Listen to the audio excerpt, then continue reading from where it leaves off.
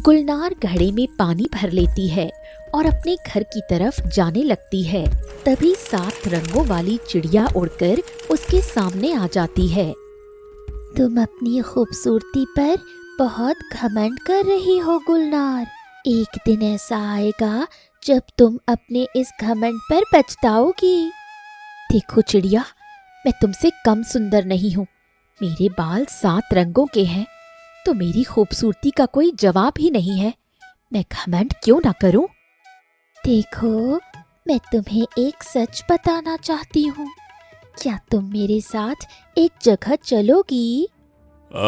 देखो चंदा, तुम्हारी बेटी गुलनार बेहद खूबसूरत है। इसकी सुंदरता देखकर पड़ोसी राज्य के बहुत बड़े धन्नो सेठ मोहित हो गए हैं। अरे वो तुम्हारी बेटी से विवाह करना चाहते हैं और इसके बदले में मुंह मांगी कीमत देने को तैयार है। क्या सच में? ये तो बहुत ही सुनहरा मौका है। तभी गुलनार घर के अंदर आ गई। नहीं माँ, मैं किसी और से विवाह नहीं कर सकती जब तक मेरा सपनों का राजकुमार मुझे मिल नहीं जाता। अरे बेटी, आज तक हमने तुम्हारी कोई बात टाली है जो आज टालेंगे। तुम जाकर घर में आराम करो। मैं तो बस ऐसे ही बातें कर रही हूँ। ये आप कैसी बातें कर रही हैं? हाँ बेटी, तुम ही मेरी बेटी हो। आज इतने बरसों बाद मैं अपने दोनों बच्चों को देखकर बहुत खुश हूँ।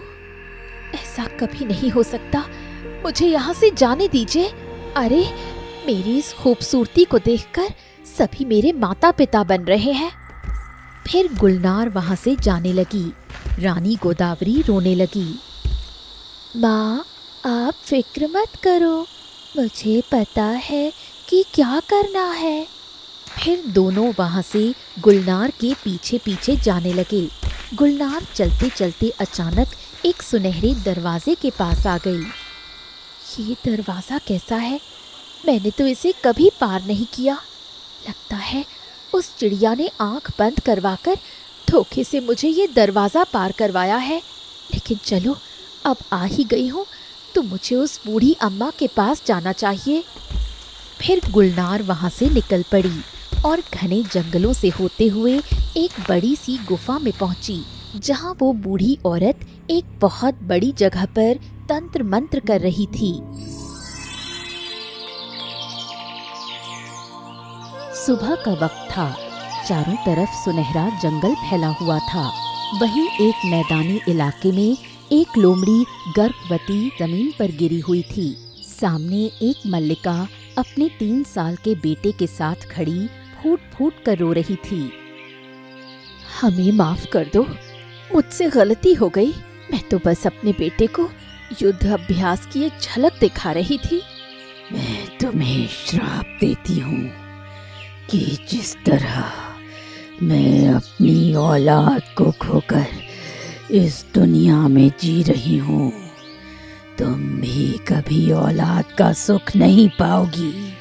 तुम्हारा गर्भ तुमसे छिन जाएगा और तुम एक पत्थर की मूर्ति बनकर सब कुछ देखती रह जाओगी। नहीं, ऐसा मत कहो। आखिर तुम्हें भी तो पता चले कि एक माँ और बच्चे को मिलने से पहले अलग करने की क्या कीमत होती है।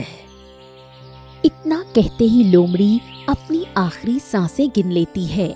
तभी अचानक चारों तरफ तेज रोशनी फैली। तभी गोदावरी के शरीर से एक 7 पंखुड़ियों वाला फूल बाहर निकल आता है। तभी अचानक वो 7 रंगों की पंखुड़ियों वाला फूल वहाँ से गायब हो जाता है और गोदावरी वहीं पत्थर की मूर्ति में बदल जाती है। ऐसे ही कुछ दिन बीत जाते हैं।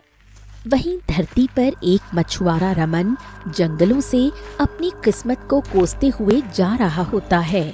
हे भगवान, मैं रोजा ही मछली मारने जाता हूँ, पर इस ससुरा खाली जाल के सिवा कुछ हाथ नहीं आता। अरे सुन रहे हो प्रभु, आज तो कुछ अच्छी खासी मछलियाँ दे देना, नहीं तो पता नहीं चंदा आज कितना गुस्सा करेगी। हे भगवान, बहुत हो गया। फिर रमन अपना जाल लेकर तालाब के किनारे जाता है। जैसे ही वो जाल डालता है, उसमें मछली की बजाय 7 रंगों की पंखुड़ियों वाला एक फूल फंस जाता है। यो क्या है? अरे मैंने तो मछलियां मारने के लिए जाल डाला था, पर इसमें ये 7 पंखड़ियों वाला ये फूल कहाँ से आ गया? ऐसा अद्भुत फूल तो मैंने पहले कभी नहीं देखा। चलो एक काम करता हूँ, इस फूल को राजमहल में दे दूंगा। शायद महाराज मुझे कोई न कोई इनाम दे देंगे कि जा बेटा ये ले इनाम। हाँ।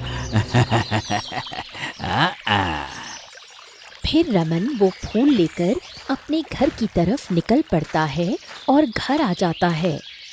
क्या हुआ? आज भी मछलियां नहीं फंसी या खाली हाथ ही आ गए? अरे का बताऊं भाग्यवान, रोज की तरह जाता तो हूँ मछलियां पकड़ने, लेकिन मछलियां मिलती ही नहीं है तो क्या करें। लेकिन देखो आज मुझे कुछ बहुत ही अच्छा मिला है। ये देखो 7 रंगों की पंखुड़ियों वाला फूल। बहुत अद्भुत फूल है, देखो। अरे इस अद्भुत फूल से पेट नहीं भरता। देखो हम कैसे लाचार माता पिता हैं। 2 बच्चों के माँ बाप होने के बावजूद भी हम इस तरह जीवन जी रहे हैं जैसे हमारी औलाद ही नहीं हो। ना चाहते हुए भी माता पिता के पास मुझे दोनों बच्चों को छोड़ना पड़ा। रमन परेशान होकर घर के अंदर चला गया और जैसे ही आधी रात हुई तभी फूल से तेज रोशनी निकली और एक खूबसूरत सी बच्ची उस फूल से बाहर निकल आई। बच्ची की आवाज सुनते ही रमन और चंदा की आंखें खुल गईं। हैं? अरे ये बच्ची हमारे घर में कहाँ से आ गई? यही तो मैं पूछना चाहती हूँ कि आखिर ये बच्ची कहाँ से आई है। अरे हमको नहीं पता भाई बच्ची कहाँ से आई। हम कहाँ जाने कहाँ से आई। झूठ मत बोलो, लगता है मेरे अलावा तुमने किसी और से शादी की है। ये उसी का बच्चा है जो हमारे घर में रख कर चली गई है। गजब बात करती हो भाई, कैसी बातें कर रही हो? अरे मैं तुम्हें और अपने बच्चे को 2 वक्त का खाना तो खिला नहीं पाता, मैं भला किसी और से शादी कैसे कर सकता हूँ? क्या बात करती हो तुम? अरे हमारी बच्ची है ये नहीं है। हाँ गजब बात करती हो। अरे तुम सब, अरे ऐसे कैसे तुम कह सकती हो? ऐसा नहीं हो सकता। नहीं नहीं, अरे तुम मेरी बात तो समझो। अरे भाई अरे मुझे आपकी बातों पर बिल्कुल यकीन नहीं है। फिर दोनों लड़ने लगे और सुबह होते ही सभी गांव वाले इकट्ठा हो गए। चलो निकलो हमारे गांव से। अरे तुम जैसे लोगों की यहाँ कोई जरूरत नहीं है। निकलो निकलो यहाँ से। नहीं, आप लोग ये कैसी बातें कर रहे हैं? लेकिन हम लोग कहाँ जाएंगे? इस छोटी झोपड़ी के सिवा इस गांव में हमारा और कोई ठिकाना नहीं है। अरे निकल जाओ यहाँ से, नौटंकी ना करो। अगर नहीं निकले तो हम राजा से कहकर तुम्हारी ऐसी शिकायत करवाएंगे ना कि वो तुम्हें इस राज्य से क्या दुनिया से निकाल देंगे, समझे? चलो जाओ यहाँ से, चलो। नौटंकी मचा रखी है। सभी गांव वाले चीखने चिल्लाने लगे, जिस वजह से रमन और चंदा दोनों वहां से निकल पड़े और गांव के बाहर आ गए। देखो 2 रुपए कमा नहीं पाते थे और अब इस आफत की वजह से हम गांव से भी निकल गए। अपने बच्चों के लिए 2 वक्त की रोटी का इंतजाम क्या करते? उनके सिर से तो अब छत भी छिन गई। तभी वहां एक बूढ़ी औरत आती है। रुको, तुम लोग ये सब क्या कर रहे हो? तभी चंदा रोते हुए सारी बात बताती है। ये बच्चा कोई मामूली बच्चा नहीं है। इसके अंदर एक ऐसी अद्भुत शक्ति है जो तुम दोनों को धनवान बना सकती है। तुम इसे पालोगे तो 21 वर्ष की होने के बाद इसे इसकी असली पहचान मिल जाएगी। फिर इसे लेने एक ऐसी मल्लिका आएगी जो तुम्हें इसके बदले ढेर सारा धन देगी। अच्छा ठीक है, हमारी किस्मत खुल जाएगी तो मैं ये करने के लिए तैयार हूँ। रमन और चंदा आगे बढ़ गए। तभी बूढ़ी औरत मन ही मन मुस्कुराई। इन बेवकूफों को कैसे पता कि ये सब एक सोची समझी साजिश है। आने वाले समय में वो होगा जो किसी ने सोचा भी नहीं होगा।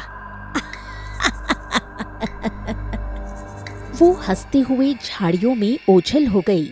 वहीं रमन और चंदा सड़क के किनारे एक नई झोपड़ी बनाकर उस बच्ची के साथ रहने लगे। ऐसे ही दिन बीत गए। अगली सुबह होते ही चंदा जोर से चीखी, अजी कहाँ हो? जल्दी आओ, ये देखो क्या है। अरे क्या क्या क्या हो गया? तुम काहे चिल्ला रही हो? अरे ये क्या है? ये 2 सोने के सिक्के कहाँ से आए? जी, मुझे तो लगता है ये बच्ची कोई साधारण बच्ची नहीं है, बल्कि कोई मायावी बच्ची हो सकती है। अब चलो, 21 वर्ष वाली बात होने के बाद हम लोग वैसे ही बहुत धनी हो जाएंगे। फिर दोनों मुस्कुराने लगे। ऐसे ही धीरे धीरे वक्त बीतता है और 20 वर्ष गुजर जाते हैं। वहीं गुलनार अब बेहद खूबसूरत और जवान हो जाती है। उसकी सुंदरता पूरे गांव में सबसे बेमिसाल थी। एक दिन गुलनार घर में बैठी हुई थी। अरे बेटी गुलनार, तुम यहाँ बैठी हो? जाओ, थोड़ा तालाब से पानी ले आती तो ठीक रहता, क्योंकि मेरे घुटनों में तकलीफ है और मैं ढंग से पानी लाने भी नहीं जा सकती। हाँ हाँ, क्यों नहीं, मैं अभी पानी लेकर आती हूँ। और एक बात बेटी, ध्यान रखना, अगर कोई तुम्हें कुछ भी कहे तो तुम किसी अजनबी से बात मत करना। सबकी मीठी मीठी बातों में मत आना, क्योंकि सब तुम्हारी खूबसूरती से जलते हैं। तुम पूरे गांव की सबसे खूबसूरत लड़की हो। माँ, तुम बिल्कुल ठीक कहती हो, पर चिंता मत करो, मैं किसी से बात नहीं करूंगी और ना ही किसी की बातों में आऊंगी। फिर गुलनार मिट्टी का घड़ा लेकर वहां से निकल पड़ी। अरे भाग्यवान! अरे मुझे तो यकीन नहीं हो रहा कि हमारी बेटी कभी इतनी बड़ी होगी। देखो। अरे, जब से ये हमारे घर में आई है, हमारे दोनों बच्चे जो नानी के यहाँ पल रहे हैं, उनकी जिंदगी हमने राजकुमारों जैसी कर दी है। इसके सोने पर जो सोने के सिक्के आते हैं, उससे हमारी जिंदगी कितनी अच्छी हो गई है। लेकिन अब बस 1 वर्ष बचा है। अब अगर इन 1 वर्षों में ये हमें छोड़कर चली गई तो? आप चिंता मत करिए, इसकी माँ भी लेने आएगी। फिर भी मैं इसे नहीं जाने दूंगी, क्योंकि मैंने इसकी परवरिश की है। ये अब मेरी ही बात मानेगी। मैं इसे ऐसा बना दूंगी कि ये मेरे सिवा किसी और को चुनेगी ही नहीं। दोनों बातें करने लगे। वहीं गुलनार पानी लेने जैसे ही तालाब के किनारे पहुंची, तभी एक सांवली लड़की निधिमा गुलनार के सामने आ गई। हटो मेरे रास्ते से, मैं तुम्हें हर वक्त आते जाते देखती हूँ। मैंने कब से सोचा था कि तुम्हें अपनी सहेली बनाऊं। आज वो वक्त आ गया है। क्या तुम मेरी सहेली बनोगी? मैं तुम्हें बहुत खुश रखूंगी और तुम जो कहोगी मैं वो करने के लिए तैयार हूँ। देखो, मुझे तुम जैसी लड़कियों से नफरत है। मैं इतनी खूबसूरत और कहाँ तुम इतनी सांवली। हम दोनों की दोस्ती कभी नहीं हो सकती। ऐसा क्यों कह रही हो गुलनार? रंग तो भगवान की देन है, इसमें हम कुछ नहीं कर सकते, लेकिन दोस्त तो हम अपनी मर्जी से चुनते हैं ना। इसीलिए तो मुझे तुम्हें अपने दोस्त के रूप में नहीं चुनना। अब जाओ यहाँ से। बड़ी आई सांवली होकर मुझसे दोस्ती करने। अरे मेरी दोस्त भी वही होगी जो मेरे जैसी सुंदर होगी, ना कि कोई आम लड़की। गुलनार घड़े में पानी भर लेती है और अपने घर की तरफ जाने लगती है। तभी 7 रंगों वाली चिड़िया उड़कर उसके सामने आ जाती है। तुम अपनी खूबसूरती पर बहुत घमंड कर रही हो गुलनार। एक दिन ऐसा आएगा जब तुम अपने इस घमंड पर पछताओगी। देखो चिड़िया, मैं तुमसे कम सुंदर नहीं हूँ। मेरे बाल 7 रंगों के हैं, तो मेरी खूबसूरती का कोई जवाब ही नहीं है। मैं घमंड क्यों ना करूं? देखो, मैं तुम्हें एक सच बताना चाहती हूँ। क्या तुम मेरे साथ एक जगह चलोगी? कभी नहीं। मेरी माँ ने कहा है कि सब बस मेरी सुंदरता का फायदा उठाना चाहते हैं, इसलिए मुझे किसी की बातों में नहीं आना। मैं तुम्हारी बातों में कभी नहीं आऊंगी। इतना कहकर गुलनार वहां से आगे बढ़ गई। कुछ भी हो जाए, मुझे इसे अपने साथ ले जाना ही होगा। चिड़िया परेशान होकर वहां से चली गई। गुलनार अपने घर पहुंची, जहां पहले से एक सेठ आया हुआ था।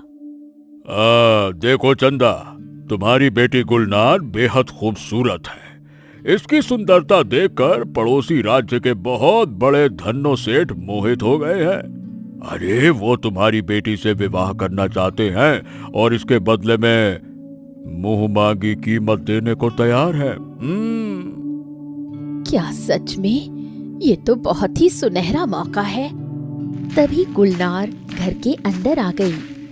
नहीं माँ, मैं किसी और से विवाह नहीं कर सकती जब तक मेरा सपनों का राजकुमार मुझे मिल नहीं जाता। अरे बेटी, आज तक हमने तुम्हारी कोई बात टाली है जो आज टालेंगे। तुम जाकर घर में आराम करो, मैं तो बस ऐसे ही बातें कर रही हूँ। गुलनार वहां से चली गई।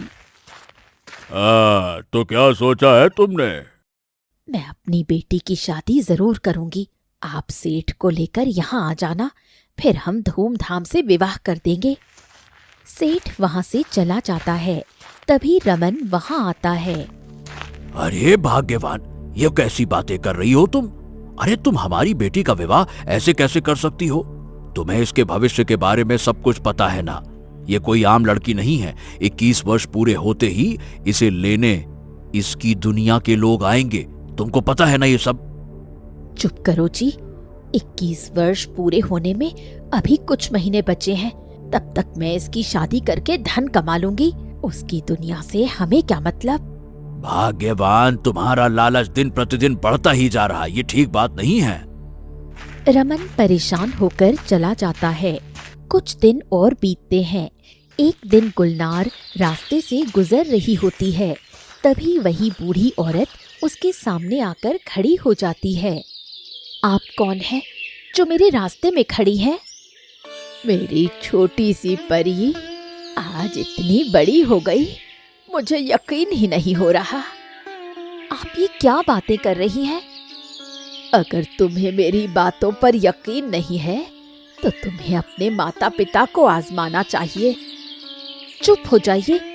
मेरे माता पिता मुझे बहुत प्रेम करते हैं। मैं उनकी लाडली और सबसे खूबसूरत बेटी हूँ। वो तुमसे प्रेम नहीं करते। मेरे साथ चलो, मैं तुम्हें तीनों लोगों की मल्लिका बनाऊंगी। तुम सबकी मल्लिका बनकर एक अच्छा जीवन बिताओगी। नहीं, मैं अपने माता पिता की बात कभी नहीं टाल सकती। वो लोग बस लालच की वजह से तुम्हें अपने पास रखना चाहते हैं। अगर यकीन नहीं है तो आज रात अपनी माँ की बातें सुनना। वो तुम्हें छल से बेचने की योजना बना रहे हैं। बूढ़ी औरत मुस्कुराते हुए चली गई। गुलनार सोच में पड़ गई। मुझे इसकी बातों पर यकीन नहीं, लेकिन फिर भी मुझे एक बार माँ की बात को सुनना चाहिए। क्या सच में वो मेरा फायदा उठाना चाहती हैं? गुलनार छिपकर घर के पास आ गई। तभी उसे रमन और चंदा की बातें सुनाई दी। अरे देखो, तुम जिस सेठ की बात कर रही थी ना, उससे भी बड़ा सेठ लेकर आया हूँ। वो गुलनार के बदले हमें बहुत बड़ी कीमत देने वाला है। तो फिर देर किस बात की है? उसी सेठ को बोलो कि हम उसी से अपनी बेटी का विवाह करवाएंगे। बाहर खड़ी गुलनार ये सब सुन लेती है। हे भगवान, माता पिता होकर मुझे बेचने की बात कर रहे हैं। ये लोग मेरी सुंदरता से सिर्फ पैसा हासिल करना चाहते हैं। वो बूढ़ी औरत ठीक कह रही थी। अगर मुझे मल्लिका बनना है तो इन लोगों से दूर जाना ही होगा। गुलनार गुस्से में घने जंगलों की तरफ भागी। तभी 7 रंगों वाली चिड़िया उसके सामने आ गई। रुक जाओ गुलनार, तुम उसके पास मत जाओ। वो तुम्हें बरगलाने की कोशिश कर रही है। चुप हो जाओ, मुझे तुम्हारी बातों पर कोई यकीन नहीं है। अगर तुम्हें मेरी बात पर यकीन नहीं है तो मेरे साथ चलो, बस आज के लिए। उसके बाद तुम जो कहोगी मैं वो करने के लिए तैयार हूँ। ठीक है, बताओ आखिर तुम मुझे कहाँ ले जाना चाहती हो? चिड़िया गुलनार को लेकर घने जंगलों में गई। तुम मुझे कहाँ ले जा रही हो? छोड़ दो मुझे। अपनी आंखें तो बंद करो। नहीं, तुम मुझे धोखा देना चाहती हो। मैं तुम्हें ऐसा सच बताने वाली हूँ जिसे सुनते ही तुम सही फैसला ले पाओगी। गुलनार आंखें बंद करती है। तभी तेज रोशनी फैलती है और गुलनार रानी गोदावरी के पास पहुंच जाती है। ये क्या? मैं कहाँ हूँ और ये कौन है? बस इसके सिर पर थोड़ा हाथ रखो। गुलनार रानी गोदावरी के सिर पर हाथ रखती है।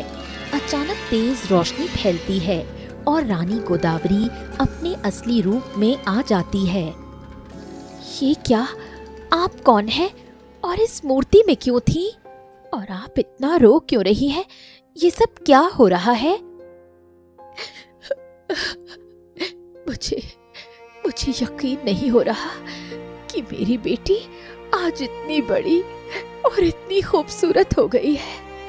ये आप कैसी बातें कर रही हैं? हाँ बेटी, तुम ही मेरी बेटी हो। आज इतने बरसों बाद मैं अपने दोनों बच्चों को देखकर बहुत खुश हूँ। ऐसा कभी नहीं हो सकता। मुझे यहाँ से जाने दीजिए। अरे, मेरी इस खूबसूरती को देखकर सभी मेरे माता पिता बन रहे हैं। फिर गुलनार वहाँ से जाने लगी। रानी गोदावरी रोने लगी। माँ, आप फिक्र मत करो, मुझे पता है कि क्या करना है। फिर दोनों वहाँ से गुलनार के पीछे पीछे जाने लगे। गुलनार चलते चलते अचानक एक सुनहरे दरवाजे के पास आ गई। ये दरवाजा कैसा है? मैंने तो इसे कभी पार नहीं किया। लगता है उस चिड़िया ने आंख बंद करवाकर धोखे से मुझे ये दरवाजा पार करवाया है। लेकिन चलो, अब आ ही गई हूँ तो मुझे उस बूढ़ी अम्मा के पास जाना चाहिए। फिर गुलनार वहाँ से निकल पड़ी और घने जंगलों से होते हुए एक बड़ी सी गुफा में पहुंची, जहाँ वो बूढ़ी औरत एक बहुत बड़ी जगह पर तंत्र मंत्र कर रही थी। मैं आ गई अम्मा, आपने जो कहा था वो बिल्कुल ठीक है। वो दोनों मेरे माता पिता नहीं हैं, वो मुझे सिर्फ लालच में अपने पास रखे हुए थे। देखा, मैं बिल्कुल सही कहती थी। अब तुम यहीं रहो और फिर देखो मैं कितनी जल्दी तुम्हें सब जगह की मल्लिका बनाती हूँ, जहाँ सब तुम्हारी सुंदरता पर नहीं बल्कि तुम्हारे डर से तुम्हारे कदमों में सिर झुकाएंगे। क्यों नहीं, मैं उस पल का अभी से इंतजार करूंगी। तभी वो बूढ़ी औरत अचानक मंत्र पढ़ने लगी। गुलनार के दोनों पैर धीरे धीरे चांदी के होने लगे और वो वहीं फंसकर रह गई। ये क्या? मेरे पैर चांदी के कैसे हो गए?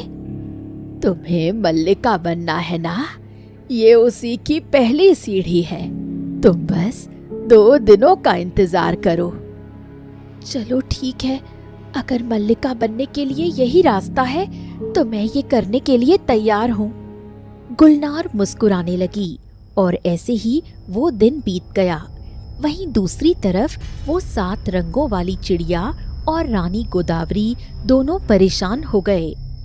देखो, वो कहाँ गई हमारी बेटी? उसे किसी तरह ढूंढना है।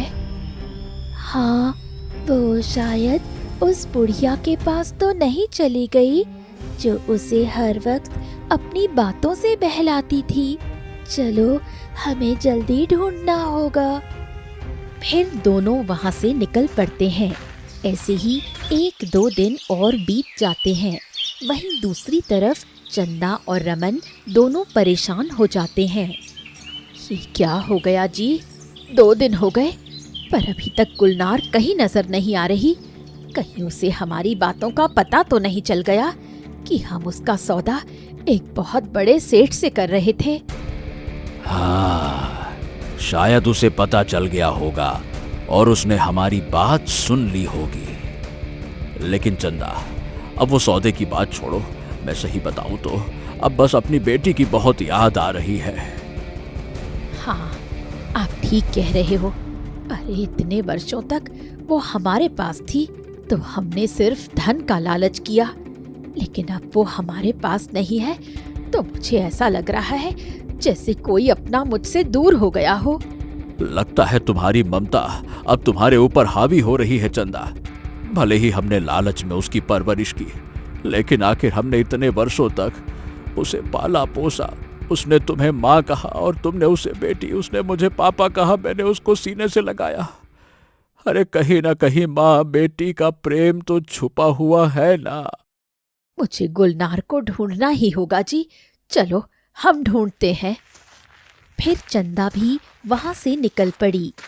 हाँ चलो, तुम इस तरफ जाओ, मैं इस तरफ जाता हूँ, जाओ। दोनों दो दिशाओं में निकल पड़े।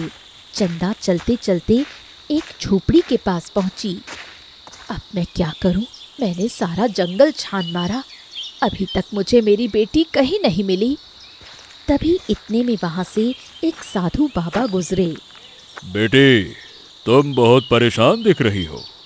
बताओ, मैं तुम्हारी क्या मदद कर सकता हूँ? मेरी बेटी कहाँ है साधु महाराज? पता नहीं कहाँ चली गई।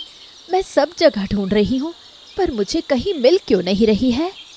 तुम्हें तुम्हारी बेटी अब मिलेगी भी नहीं, क्योंकि वो अब एक ऐसे दलदल में फंस चुकी है जहां से कभी बाहर नहीं निकल सकती। ये आप क्या कह रहे हैं साधु महाराज? मैं बिल्कुल सच कह रहा हूँ। वो लड़की कोई आम लड़की नहीं है, तुम्हें उसका पूरा सच जानना होगा। फिर साधु महाराज पूरा सच चंदा को बता देते हैं, जिसे सुनकर चंदा दंग रह गई। क्या वो फूलों की मल्लिका गोदावरी की बेटी है? इतना बड़ा सच मैंने कभी सोचा भी नहीं था कि वो इतनी बड़ी मल्लिका की बेटी हमारे एक छोटे से गरीब घर में पलेगी। हाँ बिल्कुल। लेकिन साधु महाराज, हर रात जो वो सोने का सिक्का आता था हमारे घर में, वो क्या था?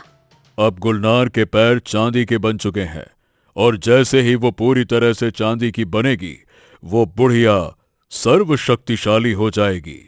फिर उसका सामना कोई नहीं कर पाएगा। नहीं, मैं उसे बचाकर रहूंगी। भले ही वो मेरी सगी बेटी नहीं है, पर मैंने इतने वर्षों से उसे अपनी बेटी माना है, तो मैं उसे जरूर बचाऊंगी। साधु बाबा अपनी झोली से एक सफेद सीप निकालकर चंदा के हाथ में दे देते हैं। ये सीप ले जाओ। इस सीप से उस बुढ़िया की जादुई शक्ति थोड़ी कमजोर पड़ेगी, जिससे तुम उसका सामना कर सकती हो। साधु बाबा इतना कहकर वहां से चले जाते हैं। मुझे अब जल्दी से जाना होगा। चंदा वहां से निकल पड़ती है। वहीं दूसरी तरफ चिड़िया और रानी गोदावरी चलते चलते गुफा के पास पहुंच जाती हैं। मुझे पूरा आभास हो रहा है कि इसी गुफा में मेरी बेटी है। चलो हम जल्दी चलते हैं। दोनों जैसे ही गुफा में जाने की कोशिश करते हैं, अचानक एक तेज झटके से दोनों दूर जाकर गिर पड़ते हैं। ये क्या? हम लोग इसके अंदर नहीं जा पा रहे हैं। अब हम क्या करें? इस बुढ़िया ने काली शक्तियों से इस गुफा को बंद करके रखा है। यहाँ कोई भी बाहरी शक्ति प्रवेश नहीं कर सकती, सिवाय किसी आम इंसान के। चलो हम किसी से मदद लेकर आते हैं।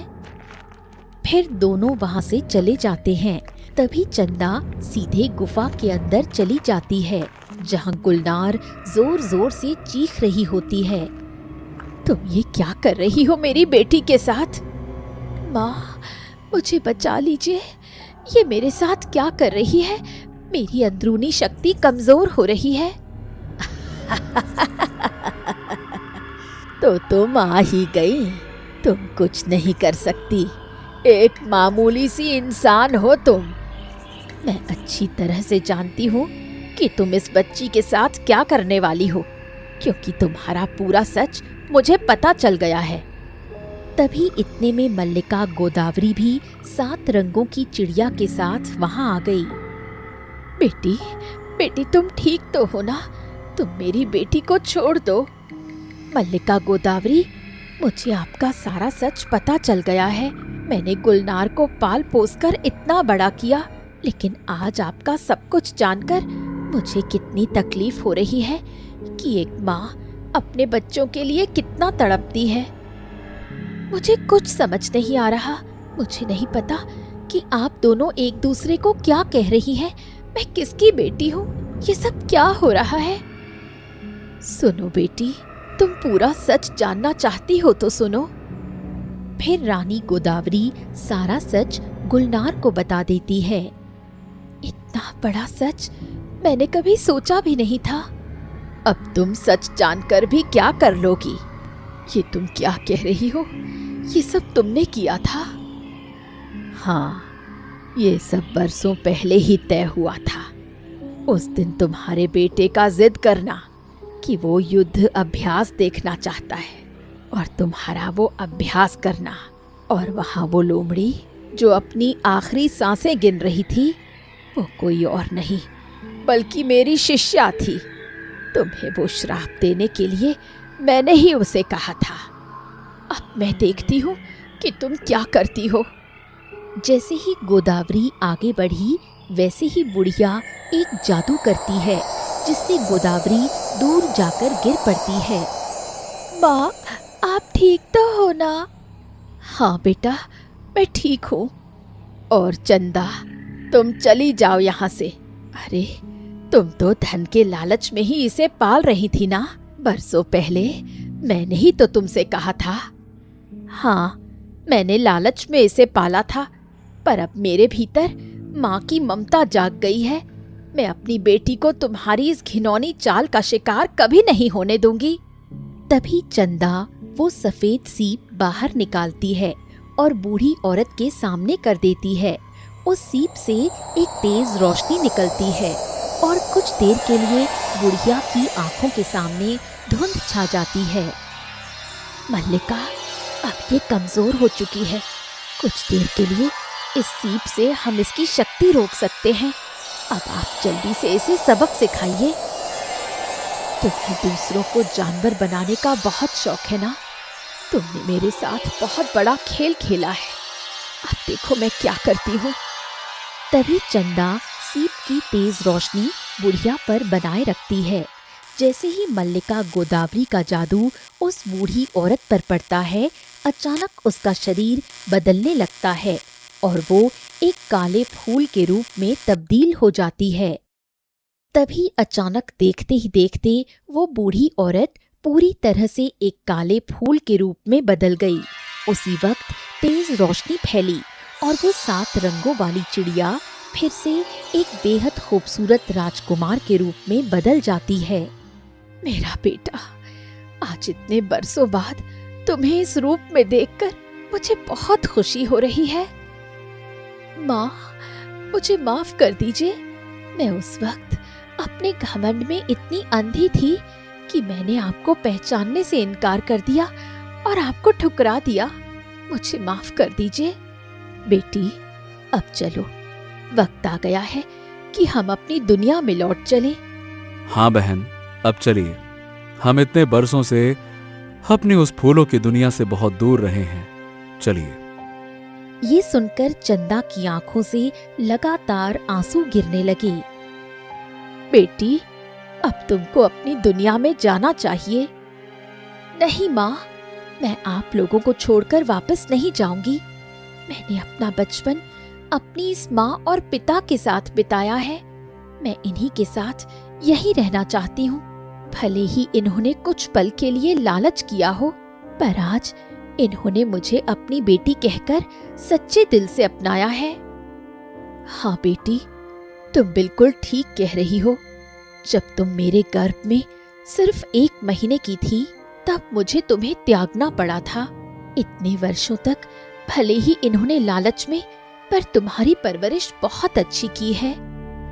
तभी इतने मेरा मन भागते हुए वहां आ गया।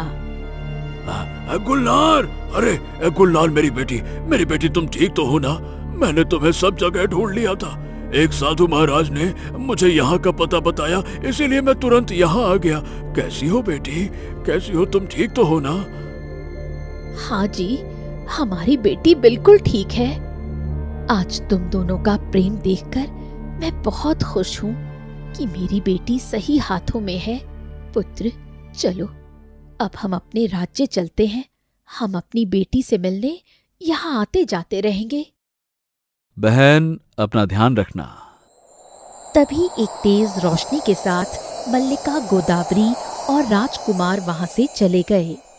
चलो मेरी बेटी, आज से तुम जो कहोगी हम वही करेंगे। हमसे लालच जरूर हुआ था, पर अब हम समझ गए हैं कि तुम्हारे बिना हम नहीं रह सकते। हाँ बेटी, चलो घर चलते हैं, चलो। फिर गुलनार मुस्कुराते हुए अपने माता पिता के साथ वहां से चली जाती है। प्रिय दर्शकों, अगर आपको ये कहानी अच्छी लगी हो तो वीडियो को लाइक करके कमेंट में हमें ज़रूर बताइए कि कहानी कैसी लगी। और ऐसे ही मनोरंजक कहानियों का आनंद लेने के लिए हमारे चैनल को सब्सक्राइब करें।